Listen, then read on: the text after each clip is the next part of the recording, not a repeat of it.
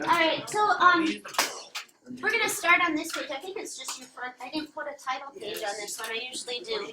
We're going to take a slow approach to integrations. Today won't seem very difficult. If your arithmetic is solid, you'll go quite quickly. If you struggle with fractions and negatives and basic arithmetic, that's really the only issue that's gonna get you today and for a couple days. We're just going to get the idea of what an integral is and learn the first couple rules of it. It's kind of equivalent to when we did the derivative and I gave you the power rule. And you're like, sweet, I can do the power rule. You know what I mean? That's similar to what we're going to do today. So I'm going to give you one of the most basic functions ever, just a nice linear y equals 2x. If I were to ask you this question, the derivative of what function gives you 2x? What's the answer to that? X squared is the most common one. We would say, well, the derivative of x squared is twice x, because we know how to take derivatives, and I gave you such an easy one that you can do it by process of just straightforward deduction. X squared, sure, its derivative is 2x. Is there another function whose derivative also equals 2x? X squared plus whatever I want to put in there, maybe a 3. Its derivative is also 2x because 3's derivative is 0. Totally true. These have names. We're going to give them their names in just in a couple pages. How about another one? Well, I could actually just take that x squared and add any constant in the world I want to it. I can do 11 or pi or 17. It doesn't matter, because the derivative of all constants is 0. No matter what I put here, its derivative will be 2x. So there's really an infinite amount of correct answers to the question, the derivative of what is 2x. Agreed? Graphically, it makes sense. Here's why. The first one somebody said from the back of the room was the nice straightforward parent function y equals x squared. Its derivative is 2x everywhere. Gives us the slope of the tangent line. The next one did I use x squared plus 3? Yep. So up here at 1, 2, 3, draw another one of these. And you'll notice that if I go to, let's say, this on the x-axis, and if I draw the tangent line to each of these curves, what's true about the tangent lines? They're parallel.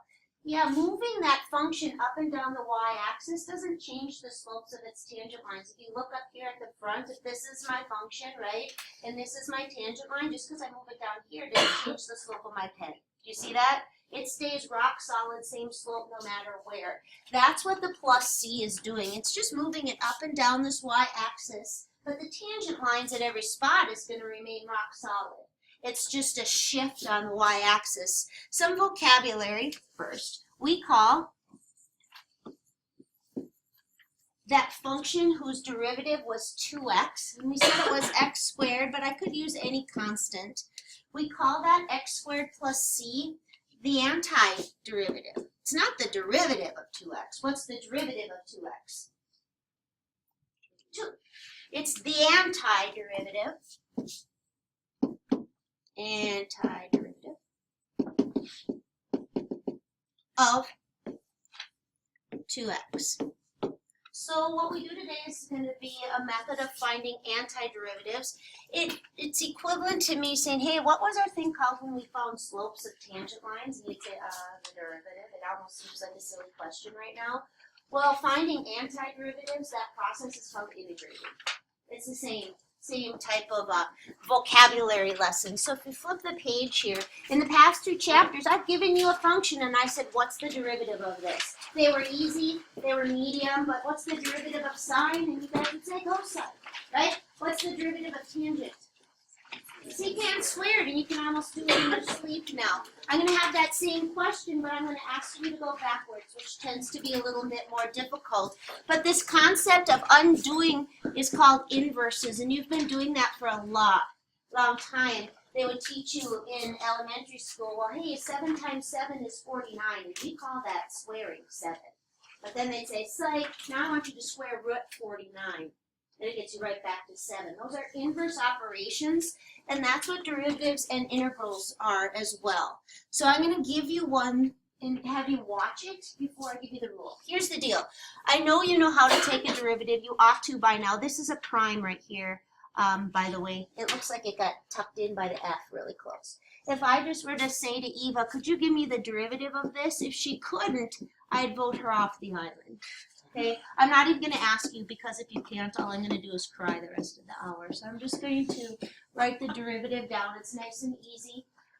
Power rule. That wasn't the point. The point is, if I take away the original, I want you to put it in a box. But the point is, I'm not going to give you that. And you won't be given that in this chapter. You'll be given this and be asked for that. You might say, what's the point? When we get to the chapter called Applications of Integrals, you'll see they're very applicable. We do a lot of really good real-world problems with them. For now, though, I'm just teaching you the skill. How do you do it? And then we'll talk about where would you do this. I'm going to give you a little heads up on what that is. Remember when we did derivatives, I said every time you take a derivative, you add the word like rate of change, like the word per. So like if you start at velocity, then you do feet per second. It's its derivative, right? And then acceleration is feet per second. It's another derivative, right? Every time you take a derivative, you add a rate of change or a per. When you integrate, you take one away. So if you know that a water tower is leaking at a rate of blah, blah, blah gallons per minute, then you want a function that just gives you the gallons at any given time, you integrate. So it undoes rates. So if you know acceleration, guess how you get back to velocity? You integrate. Yeah, it takes away a rate, which is very helpful because maybe I don't want to know how fast I was going in feet per second. I want to know how many feet I traveled. That's integration, when it removes the curve mathematically. So the point of this was to remind you how I got that 3x squared, because I need to undo it. So I can't undo it until I understand how I got there. I got this 3x squared by taking the power, right, bringing it out front and multiplying by it. So the first thing I did was I multiplied by the power. You might say, I know how to do that. That's not the point. I know you know how to do it. I just want to make sure you know how to untie it. So I multiply by the power, like right here. I just said, oh, bring the power out front, multiply. I've got to manipulate. And then what else did I do in the process? I multiplied by the power, and then I did what? I dropped the power down 1. I need an operation for that, though. Subtract. Yeah. Okay, I multiplied by the power, then I subtracted 1 from it.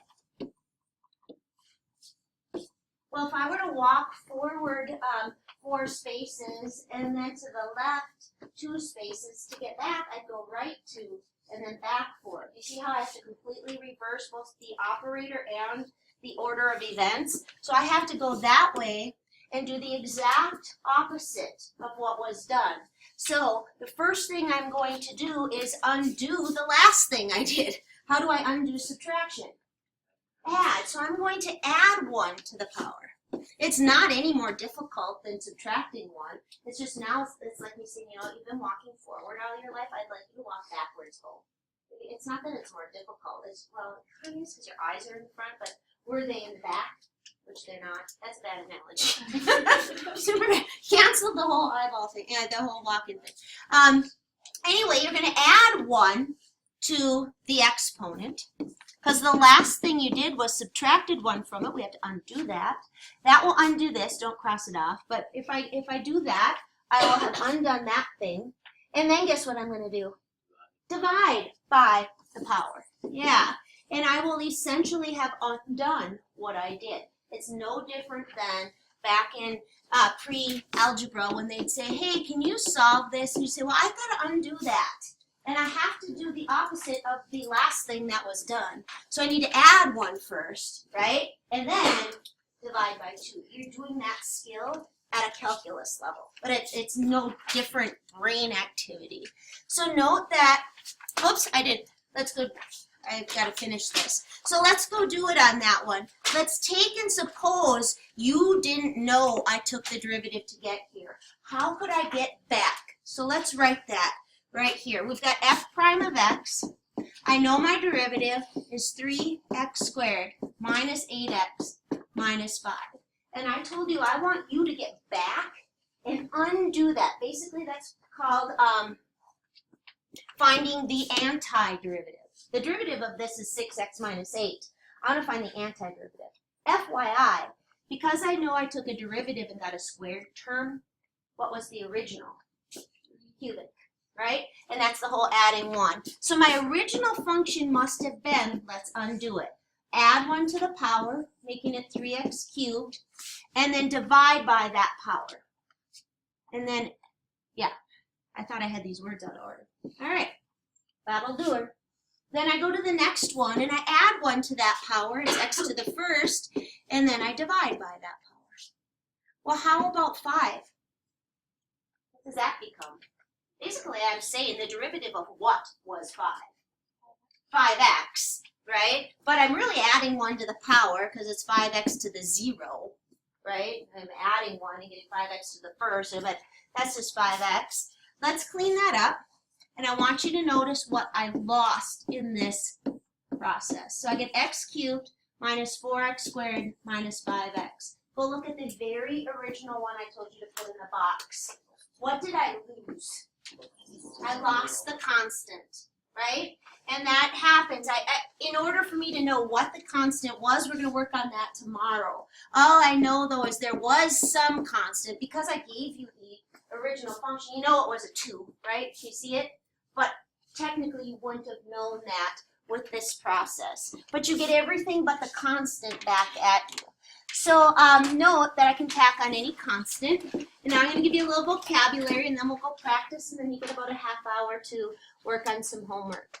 We call the function, the one that has the derivative of f of x, the antiderivative. So I want you to write that, antiderivative. Have I even really talked about an integral yet? I'm getting there. Okay, I am. It's kind of like when we did derivatives. I really didn't talk about derivatives until I had completely killed the concept of slope of a tangent line. Correct? Right? We took care of what it really was first, then we gave it its notation in its shorthand. All right, so here's my deal. F of x is the original function that is given. Let's pretend it was that one I gave you at the beginning. I said it was 2x. And I asked you guys, the derivative of what is 2x? And what did you tell me? What did you tell me? This is original, right? What did you tell me? That the derivative of what was x squared? What did you tell me? It was, what is it? X squared plus what? Doesn't matter. Let's even put 7 or 6, or even just put a c if you want to. This is called the antiderivative. It gets notation. Capital F of x. You might say, why do they call it that? Well, why do they call the other one f of x? They could call it g of x, and if they do, that'd be called capital G of x. It's just the antiderivative. Its derivative is this one. All right? So it says down here, you can see that the derivative of the antiderivative is just the function itself. The notation is cumbersome, but the thought is really like me saying when you square root a square, what do you get? What do you get when you square root 5 squared?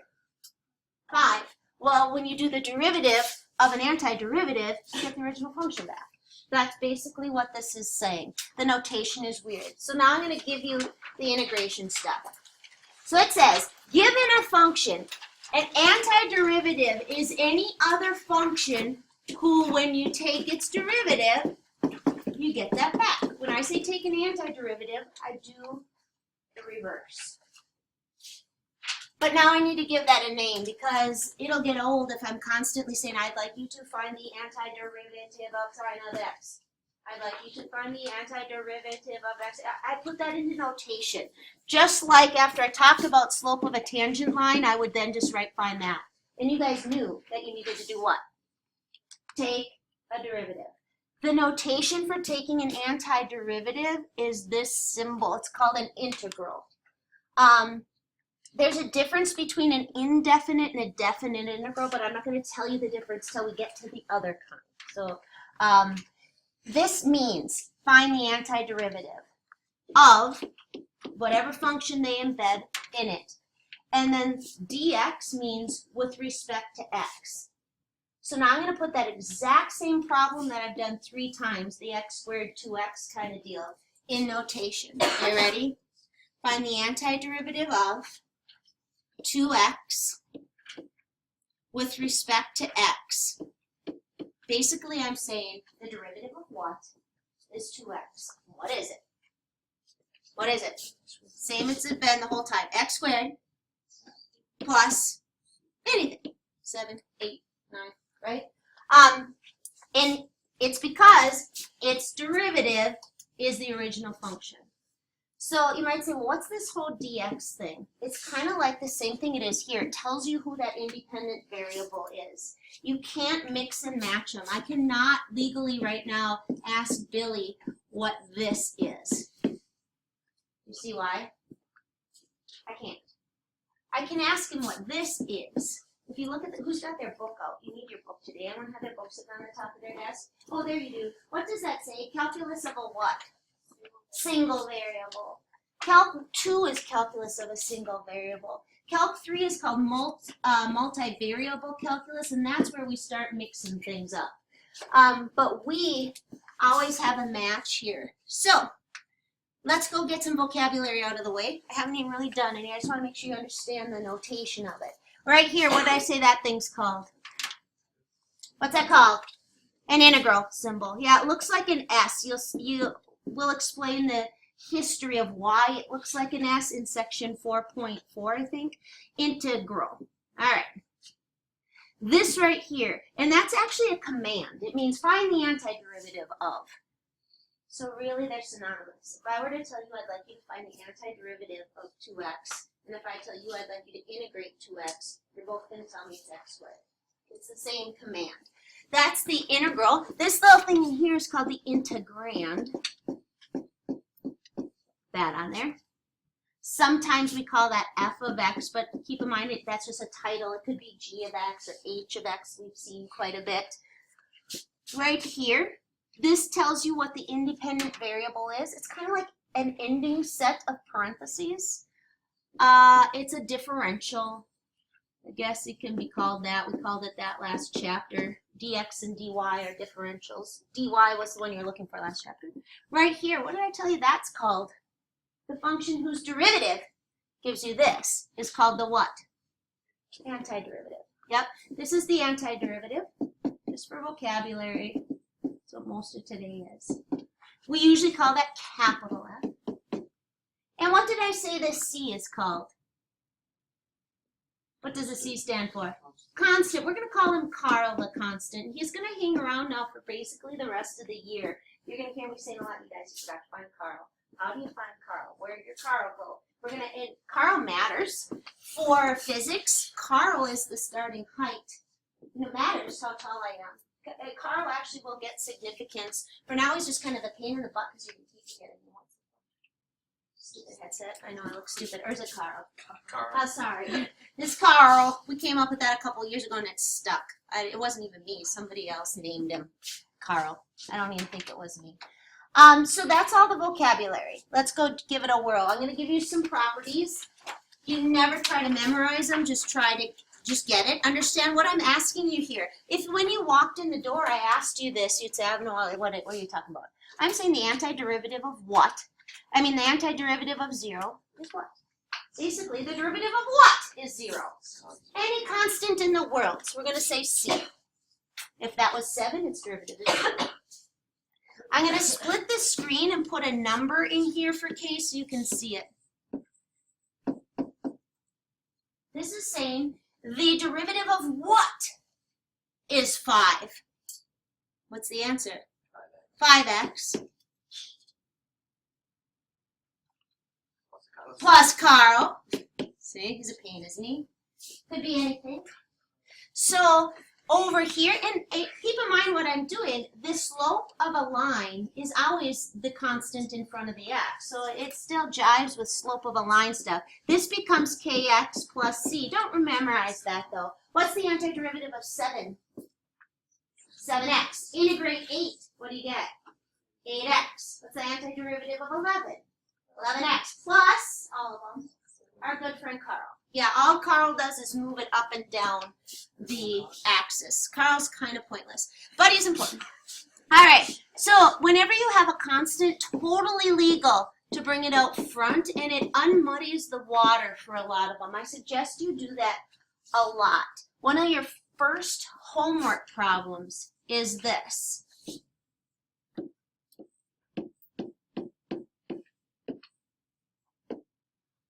And somebody else, I think it's the second problem in your homework. I said just put the 1/4 out front and get it out of there. Rewrite it, and we're going to do that all year. We're going to say get that constant. You don't have to. And we'll deal with the rest of it now. But that's what I'm saying with this is if you have a constant, just go ahead and get it out of the way. This right here says that when you integrate the sum, it's the same as when you did a derivative of a sum. You can do them separately.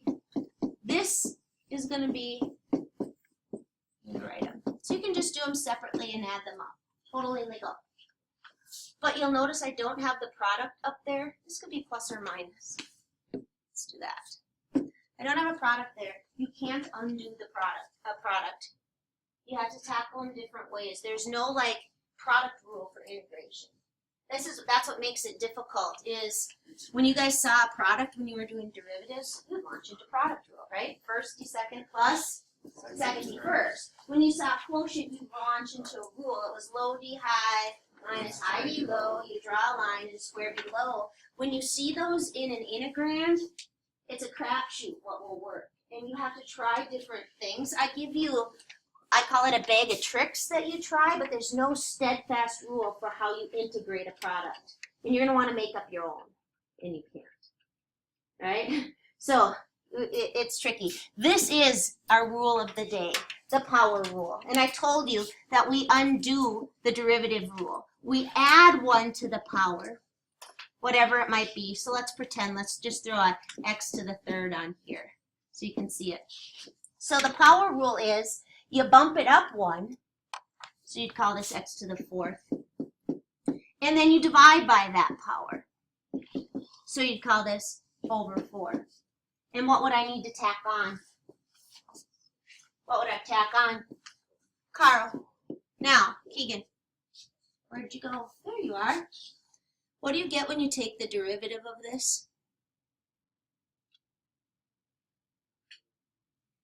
Bring the 4 out front. 4x over 0. 4. Which is? That's 4x to the 3rd over 4. I know it's a tricky question. Thank you. Plus C. The derivative of c? 0. You got x cubed, correct? Yeah. Shouldn't you? Right? They undo each other, correct? So you can always check these by taking the derivative of your answer. It's beautiful that way. You can check them. There's one number this can't be. What is it? It can't be -1. If it is, you did something wrong this chapter because we don't tackle that issue until chapter 5. So just know we can't divide by 0.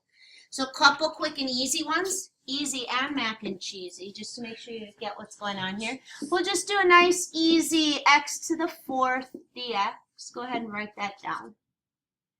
Then I'll just throw a little negative exponent at you. No worries. Straightforward. And then I'm going to throw a 2 and then a cubed root. These are very straightforward. It's the equivalent of in derivatives. When I first asked Garrett, what's the derivative of x to the 4th? And he'd say 4x cubed. We're doing its equivalent in integration land. Are you ready? The question really is the derivative of what is that? To do it, I add 1 to the power, I divide by that power, and I tack on my best friend, Carl, the constant. I'm done. Take the derivative of that. What do you get? What do you get? X to the 4, right? You should. The 5 comes out front, knocks down, Carl goes to 0. Right here, just because this is negative doesn't mean, oh, that's the one we can't do. Sorry, make that a 2. All right. I end up dividing by 0. I add 1 to the power. Negative 2 plus 1 is negative 1, right? Then I divide by that power. And then I add my good friend. But that's really bad notation. I'm not going to leave that, right? Dividing by negative 1 just makes something negative. And x to the negative 1 is really negative 1 over x. What do you think, Maddie? You good? What do you think, Maddie, I'm going to suggest you do with the last one based on what I said about 2 minutes ago? What did I say? Bring the 2 out. Yeah, bring the constant out front. I'd also write this so you can see its power. Just like with derivatives, I said, well, you can't do the power rule if you can't see the power. Now you're going to just do it. It's just now it's fractions. So if you have fraction issues, if you have negative issues, and if you have a double whammy working with negative fractions, you're going to have big issues. The calculus is going to be easy for a while. You're just adding and dividing. But what do you get when you add 1 to 1/3? Let's disguise it as 3/3. What do we get? X to the 4/3, right? But I don't want to divide by 4/3 because then I have a compound fraction. So what do you think I'm going to do instead of dividing by 4/3? Multiply by 3/4, right? So I'm still adding 1 to the power and I'm dividing by that power. And the 2 was out front. So it's really a lot of arithmetic. When this all cancels, I end up getting a 3 over 2 x to the 4/3. Somebody tell me what's wrong with my answer. Carl. Now, Joel, if you were to take the derivative of this, what happens to the entire number out front? It turns into a what? Take the derivative of it. Come on, bring the power out front. What do you get? Say 12 over 6. What is 12 over 6? 2. Right? Knock that power down 1. What will you get? X to the what? 1/3. You see how it all works? All right, so this is super important. It says no. There is no rule for a product or a quotient. We have none, and I will never give you one. We just need to have different ways of tackling them. We're not going to do this. Not necessary. But we're going to start doing just kind of a few basics on this page. Here we go. Rewrite this. What do you think I'm going to suggest you call it instead? You can anticipate. What am I going to tell you to call it? X in negative third, so you can see the power. Integrate. Add 1 to negative 3. Divide by that.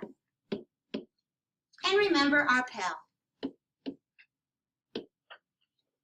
Do you get why there's a C there? I just want to drill that in. What's the derivative of Carl? 0, so he could be anything, and we could still take the derivative of this. Then we're going to clean this up because we don't leave negative exponents. So we're going to have a negative, we're going to have a 1, 2, there's your negative 1/2. X goes to the basement. Carl's hanging along for the ride. You're going to lock and load it, and if it's odd, you're going to check it in the back of the book. So your arithmetic is just going to give you a whole bunch of speed today. Next one up, I can't see the power. Rebecca, I want to see the power. What is it? X to the 1/2. Rebecca, if that had been the cube root of x to the 5th, what's the power? X to the... Is it 5/3 or 3/5? Because it totally matters. 5/3. Yep, bottom out. So this is x to the 1/2. You are still, Weegie, going to add 1 to the power. What do you get? X to the 3/2. And if you like, disguise it as 2 over 2, especially if they get ugly and negative. If it's a negative 1/2/7 or something, just add 7/7. It's easier. All right, so you do x to the 2/3 divided by that power, Sabrina. But I'm not going to write divided by 3 over 2. What am I going to write? Times 2/3. And what did I forget, Chris? Oh, you forgot to see. I forgot Carl. Good catch there. Saw you nod. All right. How can you check your answers? We're not going to, but how could you? Take the derivative. So let's write derive. Woo, woo, woo, woo, woo, woo. That says derive. All right. Now I'm going to shake it up. You go do this one. Go do the one at the top. Very straightforward. Run of the mill. Nothing fancy. No negatives. Just walking backwards. Just the negative fractions that I'm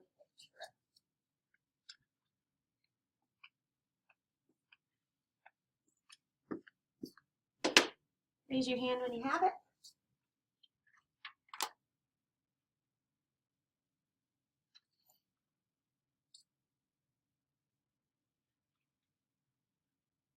Right, that's about half of you. Emily H., your hand was up first. Can you talk me through it, please? Go ahead.